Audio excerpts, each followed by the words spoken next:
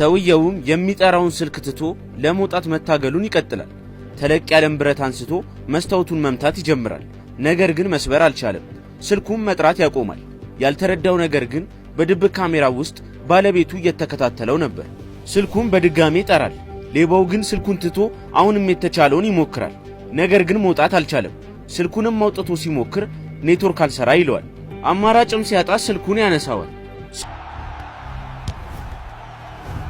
ዊንዛ ለአሸናፊዎች በዊንዛ ይመዝገቡና ዛሬውኑ ያሸንፉ። ስልኩንም የደወለው የመኪናው ባለቤት ነበር። My name is William. I'm the owner of this car. Shout not steal. I want you to experience the consequences of your actions. ባለቤቱም ከዚህ በፊት 6 መኪኖች እንደተሰረቁበትና ሌቦቹም ስላልተያዙ ሌባ እንዲቀጣበት ያዘጋጀው እንደሆነ ይነግረዋል። ሌባው ግን ሰውየውን መስማት ትቶ ሽጉጥ ያወጣና መስታወቱን ይመታዋል።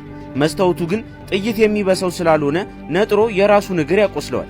የመኪናው ባለቤትም ይሄ ጅማሮ እንደሆነ ይነግረዋል።